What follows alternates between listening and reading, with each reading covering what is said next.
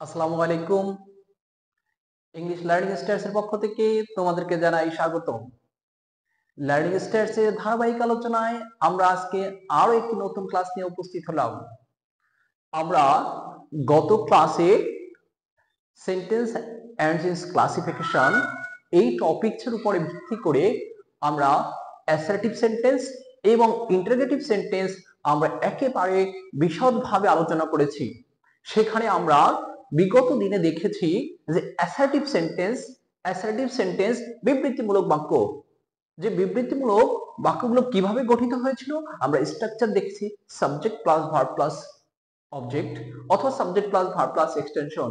আমরা দেখেছি assertive sentence গঠিত হয় হেয়ার অথবা দেয়ার, তারপরে ভার্ব, তারপরে গিয়ে বসে কি সাবজেক্ট এক্সটেনশন বাকি অংশ যেটা। এবং আমরা আরো দেখেছি অ্যাসার্টিভ সেন্টেন্স সাধারণত যদি কোনো বাক্যকে জোর দিয়ে বোঝায় সেই ক্ষেত্রে প্রথমে বসে অ্যাডজেক্টিভ, তারপরে সাবজেক্ট, তারপরে ভার্ব। এইভাবে ইন্টারোগেটিভ আমরা চেনার উপায়টা দেখেছি যে সেন্টেন্সের শেষে প্রশ্নবোধক চিহ্ন থাকবে, যে সেন্টেন্সের শেষে প্রশ্নবোধক চিহ্ন থাকবে সেই সেন্টেন্সটাই হবে ইন্টারোগেটিভ সেন্টেন্স। এছাড়াও ইন্টারোগেটিভ সেন্টেন্সটা আমরা ক্লাসিফিকেশন দেখেছি যে আমরা আগে গতানুগতিক ভাবে প্রত্যেকটা স্টুডেন্ট জানতো ইন্টারোগেটিভ সেন্টেন্স দুই ধরনের হয়, কিন্তু আমরা গতদিন সেইটাকে একটু বেসিক থেকে অ্যাডভান্স লেভেলে নিয়ে এসে আমরা দেখেছি ইন্টারোগেটিভ সেন্টেন্স চার ধরনের হয়। কি কি দেখেছি? ইয়েস নো কোশ্চেন, তারপরে ডাব্লিউএস কোশ্চেন, ট্যাগ কোশ্চেন, আর একটা আলোচনা করেছি এমবেডেড কোশ্চেন। তাহলে আজকের আমাদের এই ধারাবাহিক আলোচনায় আমরা আজকে যেটা নিয়ে আলোচনা করব সেটা হলো ইম্পারেটিভ সেন্টেন্স। ইম্পারেটিভ সেন্টেন্স আদেশমূলক বাক্য।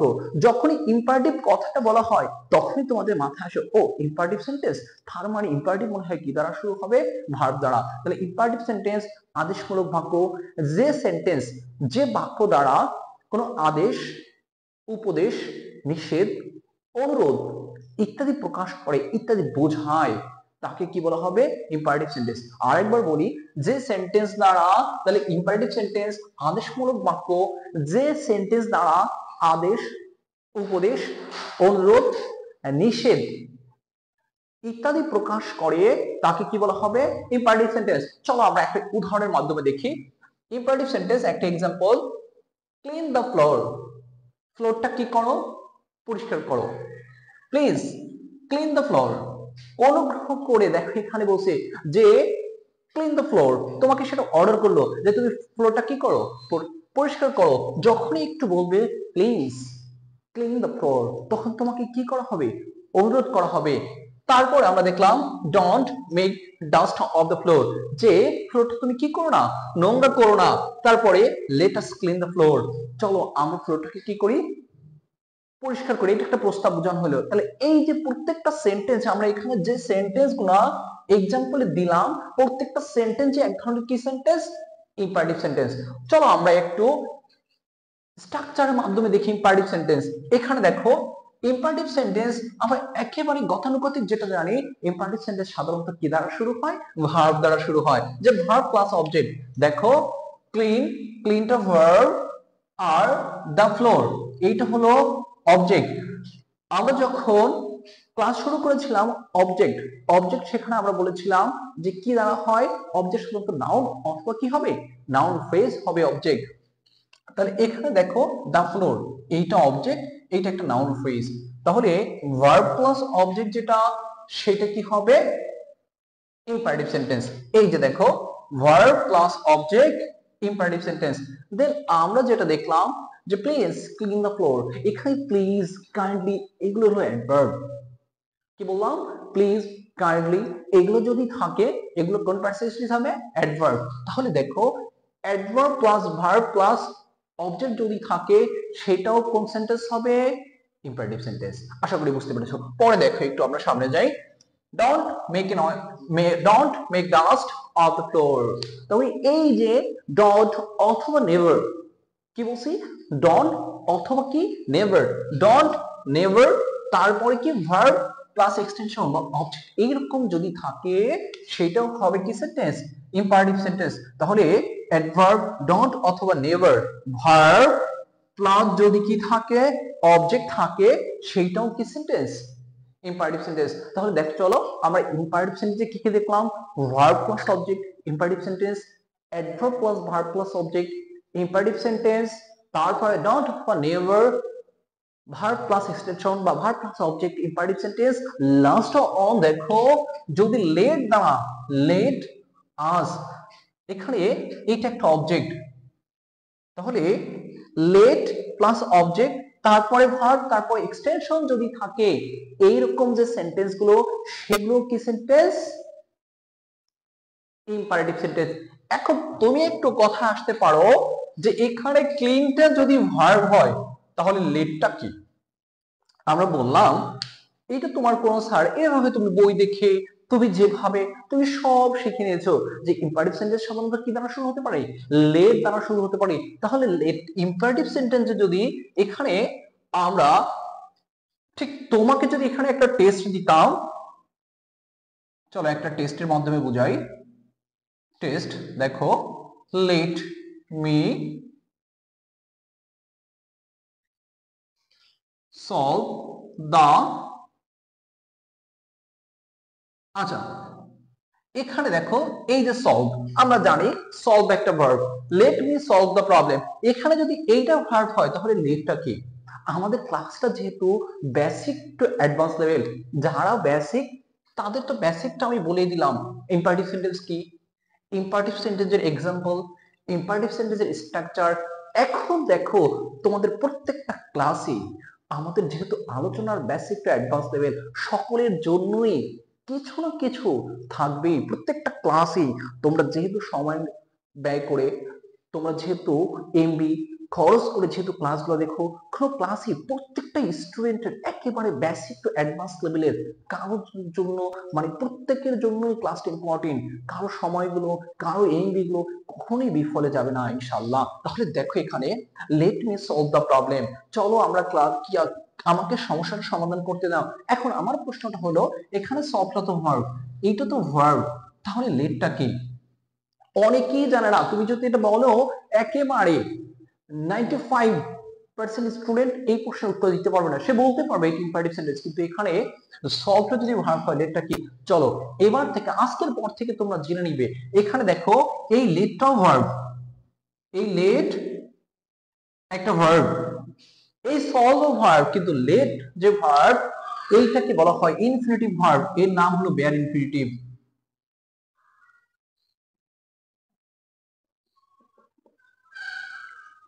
এই যে লেট, এই লেট ভার্বের নাম কি ভার্ব, আজকে থেকে জেনে নিলাম বেয়ার ইনফিনিটিভ ভার্ব।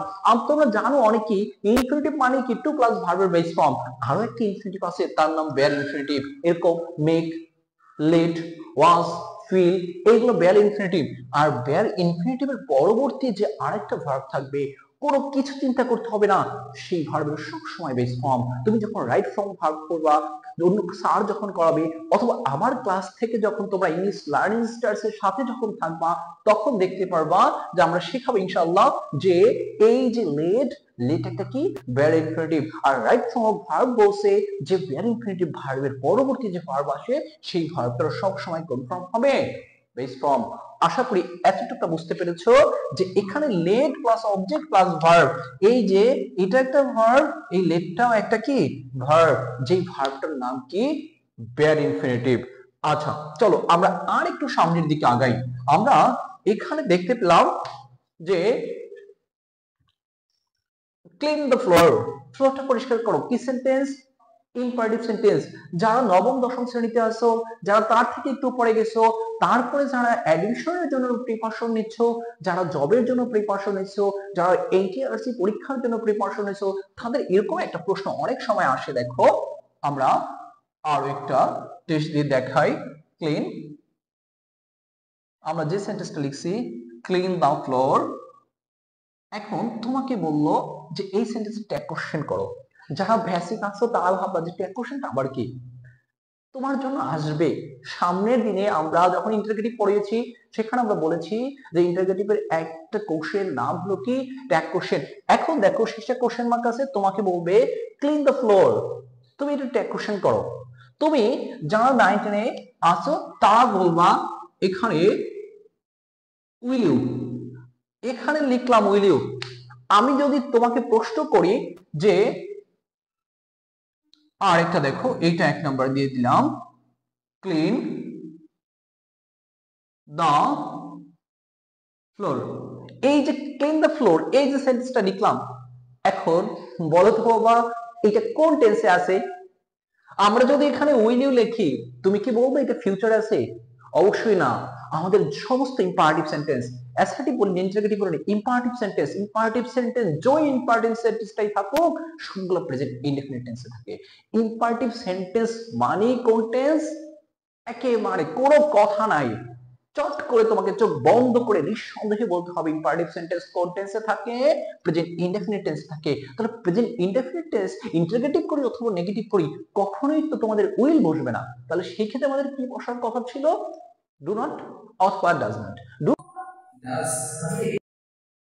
আমরা লিখলাম will you, will, shall, will কোন টেন্সে বসে? ফিউচারে। একটু জটিল হচ্ছে কথাটা, আর একটু সহজ করে বলি। ইম্পারেটিভ সেন্টেন্স, সমস্ত imperative sentence, right form of verb বলছে, সমস্ত ইম্পারেটিভ সেন্টেন্স সেটা যা দ্বারাই হোক, ভার্ব প্লাস অবজেক্ট হোক, adverb plus verb plus object হোক, don't, never verb plus object, let তারপর অবজেক্ট ভার্ব প্লাস এক্সটেনশন, যেখানেই থাকুক না কেন সব সময় কোন টেন্সে হবে? Present indefinite tense. এখানে ক্লিন দ্য ফ্লোর, এটা টেন্স অনুসারে কোন টেন্স? Present indefinite tense. তাহলে আমরা এখানে ট্যাগ কোশ্চেনে যে উইল ইউ লিখলাম, এবার দেখো আমরা এর ভিতরে যখন দেখো আমরা একটা সেন্টেন্স লিখছি, ক্লিন দ্য ফ্লোর, ফ্লোরটা পরিষ্কার করো, আমি কি করেছি? না। তোমাকে যখন করতে বলছে তুমি করবে, এর ভিতরে একটা ফিউচার একটা টোন থাকে, সেই অনুসারে এই যে এইটাকে আমরা কি লিখলাম? Will you. আর ফিউচার মানে কি? শ্যাল অথবা উইল। আশা করি বিষয়টা বুঝতে পেরেছো। তুমি আমি বলতে পারি এখানে 95% স্টুডেন্ট এই বিষয়টা একেবারেই জানতো না। সবাই ট্যাগ কোশ্চেন পড়ছে, ক্লাস নবম দশম শ্রেণীতে ট্যাগ কোশ্চেন একেবারে এ টু জেড শেষ করে ফেলছে, সে 5-এ 5 পাচ্ছে, আমার ভিডিওগুলো দেখছে আগে, কিন্তু সে এই যে গোপন যে রহস্যটা সে এইটা জানতো না। তাহলে আজকে যেটা তুমি শিখলাম, এখানে এইটা সব সময় ইম্পারেটিভ সেন্টেন্স কোন টেন্সে থাকে? প্রেজেন্ট ইনডেফিনিট টেন্সে থাকে। এর যেটা থাকবে কিন্তু এর ভিতরে একটা ফিউচার একটা ভাব থাকে, ফিউচার একটা টোন থাকে, যার কারণে আমরা এইটা কি ব্যবহার করি? এই যে উইল ইউ। আশা করি বুঝতে পেরেছো। আমরা চলো একটা সেন্টেন্স দিয়ে তোমাদেরকে যদি এরকম প্রশ্ন করা হবে, ইন ফিউচারে বলা হবে যে, দেখো আমরা 3 নাম্বার দিই, থ্যাংক ইউ, থ্যাংক ইউ। এই যে বললাম লিখলাম থ্যাংক ইউ, বলো তো বাবা এইটা কোন সেন্টেন্স? তুমি দেখলে এখানে ক্লিন দ্য ফ্লোর, এই যে এইটা কি সেন্টেন্স? এই যে ক্লিন দ্য ফ্লোর, এটা কি সেন্টেন্স? Imperative sentence. আরেকটা কথা, ইম্পারেটিভ সেন্টেন্সে কোনো সাবজেক্ট থাকে না, আমরা এখানে লিখছি ভার্ব প্লাস অবজেক্ট, কিন্তু ইম্পারেটিভ সেন্টেন্সের সাবজেক্টটা কোথায় গেল? সাবজেক্টটাকে সেকেন্ড পারসন কে? ইউ। তাহলে ইম্পারেটিভ সেন্টেন্সের সাবজেক্ট কে থাকে? ইউ, উজ্জ থাকে। যে সেন্টেন্সে সাবজেক্ট কে থাকবে? ইউ। ইউ কেমন অবস্থায় থাকে? উজ্জ থাকে, এখানে দেয়া থাকে না। এখন দেখো ক্লিন দ্য ফ্লোর, ফ্লোরটা পরিষ্কার করো, কাকে পরিষ্কার করতে বলছে? তোমাকে বলছে। বুঝতে পারছো? তাহলে কে ফ্লোরটা পরিষ্কার করবে? ইউ পরিষ্কার করবে, তুমি পরিষ্কার করবে। এখন দেখো ইম্পারেটিভ সেন্টেন্সের সাবজেক্ট কে থাকে? ইউ থাকে। তাহলে এই সেন্টেন্সটা, এই যে সেন্টেন্সটা thank you, what kind of sentence is it? এটা কোন প্রকারের সেন্টেন্স? আচ্ছা, আশা করি তোমাদের একটু তখন একটু বিভ্রান্তির গতি পড়বে। এখানে কি দ্বারা শুরু হলো? এখানে দেখো তো, এই থ্যাংকটা কি? ভার্ব, ইউটা কি? Object, verb plus object. তুমি তো শিখিয়ে নিলাম ভার্ব প্লাস অবজেক্ট কোন সেন্টেন্স? Imperative sentence. তাহলে থ্যাংক ইউর আবার কি হলো? প্রশ্ন আসে না যে verb plus object imperative sentence, তাহলে থ্যাংকটা ভার্ব, ইউটা অবজেক্ট। তোমাদের আরেকটু সহজ করে দেই, দেখো যে সেন্টেন্সের সাথে আমরা খুব পরিচিত, দেখো তো লাভ ইউ। বুঝতে পারছো? দেখো তো লাভ ইউ, যদি বলা হয় যে লাভ ইউ, বলো তো লাভ ইউ কোন সেন্টেন্স? তখন তো চট করে বলতে পারো ও love you means I love you. এই যে আই লাভ ইউ, দেখো যখন এখানে তুমি একটা কি বসাও, আই বসাও অথবা উই বসাও, এবার দেখো তো যে সাবজেক্ট আমরা একটু আগে বলেছিলাম যে ইম্পারেটিভ সেন্টেন্সের সাবজেক্টটা কে থাকে, ইউ থাকে হিডেন অবস্থায়। তাহলে এখানে কি ইউ থ্যাংক ইউ কখনো কি লেখা যায়? আদৌ কোনোদিন লেখা যাবে যে ইউ ইউ থ্যাংক ইউ, তুমি তোমাকে ধন্যবাদ দাও? না, এখানে যে দেখো ইউ লাভ ইউ, তুমি তোমাকে ভালোবাসো না, আই লাভ ইউ, আমি তোমাদের সকলকে ভালোবাসি। এই যে দেখো এখানে আই, যখনই সাবজেক্ট হিসাবে আমরা আই অথবা উই বসালাম, আই অথবা উই ইউজ করলাম, তখনই এই সেন্টেন্সের নাম কি হয়ে যাবে? Assertive sentence.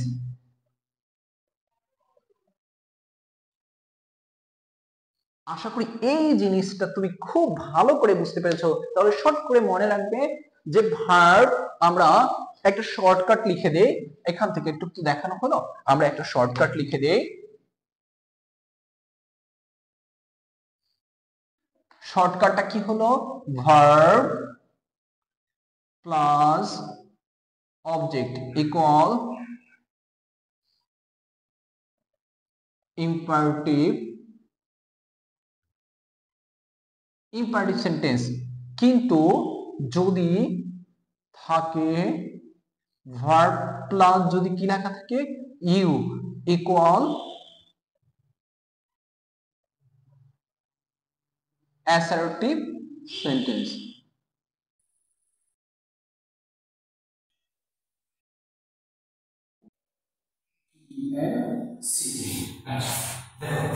লিখলাম ভার্ব প্লাস অবজেক্ট, এটা কি সেন্টেন্স? ইউ, এটা কি সেন্টেন্স? Assertive sentence. ক্লিয়ার? হ্যাঁ।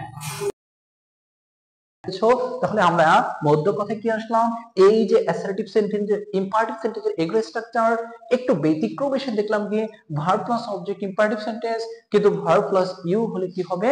Assertive sentence. ইম্পারেটিভ সেন্টেন্স, সকল ইম্পারেটিভ সেন্টেন্স কোন টেন্সে হবে? Present indefinite tense. এই ট্যাগ কোশ্চেন যদি আমরা করি সেই ক্ষেত্রে আমরা এখানে দেখলাম ঠিক এই সেন্টেন্সটার যদি কি করতাম, এই যে দেখো তোমাকে এইটা একটা টেস্ট দিয়ে দিল, কি টেস্ট দিল? যে এই যে দেখো টেস্টটা কি, এখানে আমরা একটা টেস্ট দিয়ে দিলাম যে লাভ ইউ, এই যে লাভ ইউ এইটার তুমি কি করো? ট্যাগ কোশ্চেন করো। তখন আমরা কিন্তু এই যে উইল ইউ লিখতে পারতাম না, আমাদের লাভ ইউ। তাহলে কি হবে? আই, সাবজেক্ট কে আই অথবা উই, এই কারণে আমাদের কি লিখতে হবে? Don't I.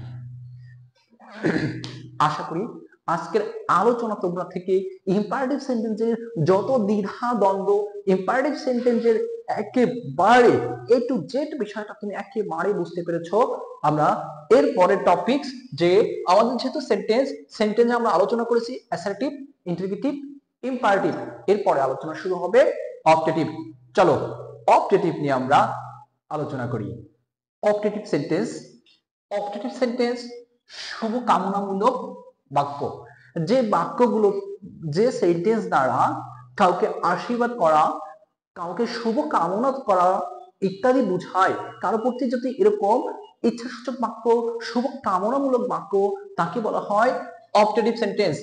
আমাদের যে ব্রিটিশ এবং আমেরিকান যে গ্রামার গুলো রয়েছে সেখানে আমাদের অবজেক্টিভ সেন্টেন্স বলতে কোনো সেন্টেন্স নাই, তারা সেন্টেন্সকে চার প্রকারে ব্যবহার করে। কেননা অবজেক্টিভ সেন্টেন্স শুধু একটা অ্যাসার্টিভ সেন্টেন্সের পূর্বে একটা মে অথবা লং যদি বসিয়ে দেওয়া হয়, অ্যাসার্টিভ সেন্টেন্সের পূর্বে মে অথবা কি বসানো হলে, একটা লং বসানো হলে, তাহলেই হয়ে যায় কি অবজেক্টিভ সেন্টেন্স। তাই ওদের কাছে, ওদের যে নেটিভ যে স্পিকার, নেটিভ যে রাইটার আছে, তাদের কাছে অবজেক্টিভ সেন্টেন্সের কোনো ভ্যালু নেই, সুতরাং তারা এই অবজেক্টিভ সেন্টেন্সটা কখনো সেন্টেন্স ইউজ করে না, তারা সেন্টেন্সটা ইউজ করে চার প্রকার হিসাবে। আমরা দেখি অবজেক্টিভ সেন্টেন্সের পূর্বে মে অথবা long plus assertive sentence, that's mean objective sentence. দেখো may you be happy in your life, তোমার জীবনে তুমি কি হও? সুখী হও। এই যে একটা ইচ্ছামূলক বাক্য, লং লিভ আওয়ার হেডমাস্টার, আমাদের প্রধান শিক্ষক দীর্ঘজীবী হোক। এই যে দেখো যে একটা মে অথবা লং এর কার পূর্বে বসানো হলে, একটা অ্যাসার্টিভ সেন্টেন্সের পূর্বে বসানো হলে সেটা কোন সেন্টেন্স হয়ে যায়? অবজেক্টিভ সেন্টেন্স হয়ে যায়। এটা আমাদের বেসিক আলোচনা থেকে আমরা শিখলাম। অবজেক্টিভ সেন্টেন্স কি দ্বারা শুরু হবে? মে দ্বারা শুরু হবে অথবা কি দ্বারা শুরু হবে? লং দ্বারা। তারপরে একটা কি থাকবে? একটা অ্যাসার্টিভ সেন্টেন্স। আমরা এক্সাম্পলে যা দেখতে পাচ্ছি, এই যে মে, তারপরে ঠিক এই প্রশ্নটাই তুমি এতটুকু শিখে নিলা, কোন স্যার তোমাকে শিখিয়েছে, কোন বই পড়ে তুমি এতটুকু শিখছো, কিন্তু ইন ফিউচারে তুমি যখন যাবা ঠিক এইটাই তোমার কাছে কোন রূপে ধরা দিবে। একটু দেখো, এখানে আমাদের একটা টেস্ট দিবে, বলা হলো মে ইউ বি হ্যাপি, এতটুকুই থাক। দেখলাম মে ইউ বি হ্যাপি, তুমি কি হও? সুখী হও। ঠিক মেয়ের নিচে আন্ডারলাইন করে বলবে, বলতো এই যে মেয়ে, এই মেয়েটা কোন পার্সন স্পিচ? এইটা কোন পার্সন স্পিচ? তোমাকে অপশন দিল, তুমি এটা বলো ভার্ব, এটা কি অ্যাডভার্ব, এটা কি নাউন?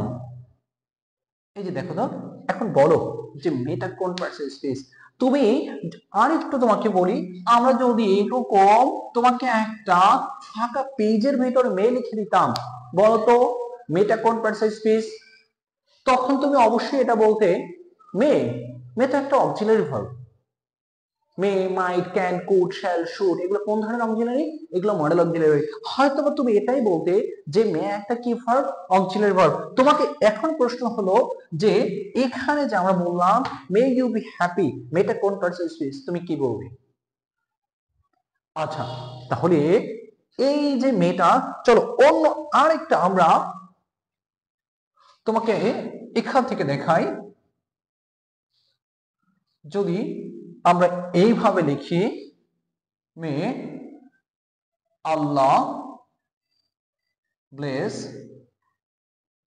ব্লেস ইউ, 2 নম্বরে তোমাকে প্রশ্ন দিল মে আই কাম ইন, মে নিচে আন্ডারলাইন,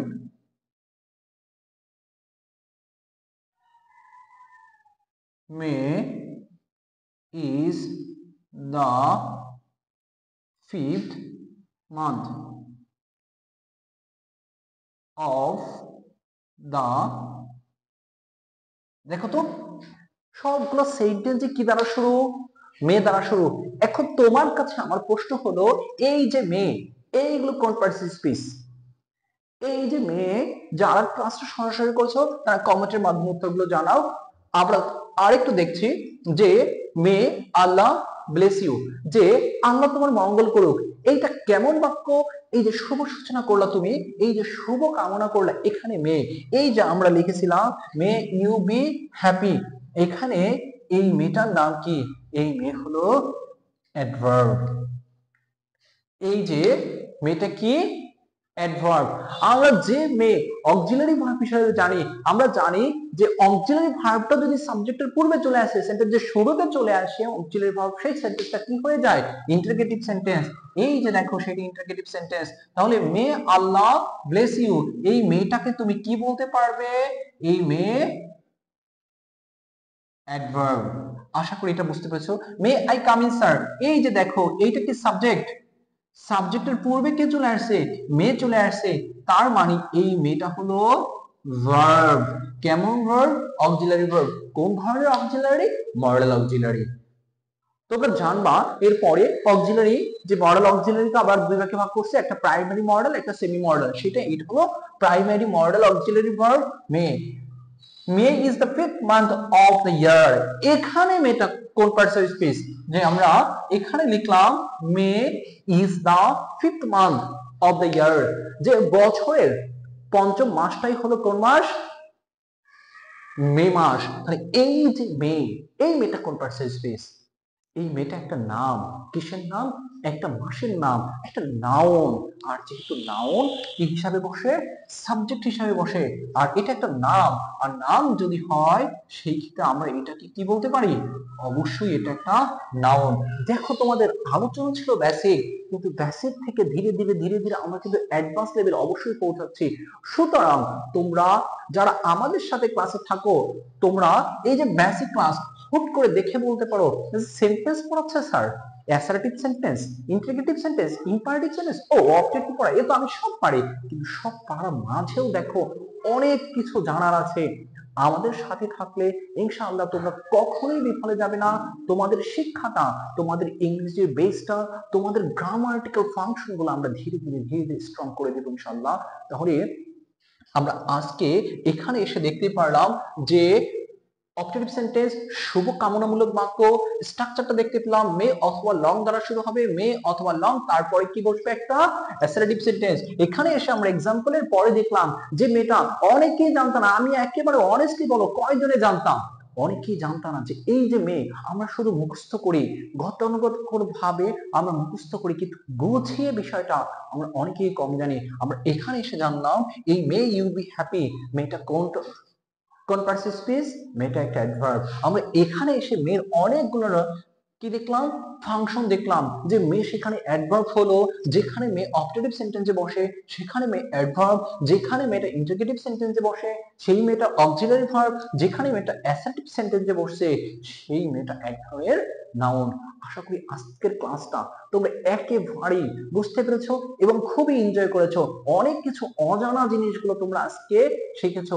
ঠিক এইভাবে অজানা জিনিসগুলো জানতে হলে আমাদের চ্যানেলের সাথে থাকতে হবে, ইংলিশ লার্নিং স্টার্স এর সাথে থাকতে হবে। ইংলিশ লার্নিং স্টার্স ইউটিউব এবং ফেসবুকের সাথে সাথে থেকে তোমরা লাইক, কমেন্ট, শেয়ারের মাধ্যমে অন্যকে জানানোর একটু সুযোগ করে দিবে। তোমার যে কাছের বন্ধু, তুমি একটা জিনিস শিখলে, তুমি যদি সেটা শেয়ার করে একটা কাছের বন্ধুকে দাও, তাহলে সেও শেখার সুযোগ পাবে। আর এটাই হলো আমাদের নেক্সট একটা ইচ্ছা, যে আমি একটা ভালো কাজ করলাম, আমার বন্ধুকে একটা ভালো কাজ করার সুযোগ দেই। আমি একটা ভালো জিনিস শিখলাম, আমার বন্ধুকে একটা ভালো জিনিস শেখার সুযোগ দেই। সুতরাং এই আশা রেখে, এই ইচ্ছায়, এই চিন্তা আমার চ্যানেলটা অবশ্যই তোমরা সাবস্ক্রাইব করবে এবং লাইক, কমেন্ট, শেয়ার করে বন্ধুদেরকেও এই জিনিসগুলো, এই বেসিক জিনিসগুলো, খুঁটিনাটি জিনিসগুলো শেখার একটা সুযোগ করে দিবে। আমরা আবার পরবর্তী ক্লাসে উপস্থিত হব নতুন আরো টপিকস নিয়ে। ততক্ষণ পর্যন্ত তোমরা সবাই ভালো থাকো, সুস্থ থাকো। আজকের ক্লাস এই পর্যন্তই। আল্লাহ হাফেজ।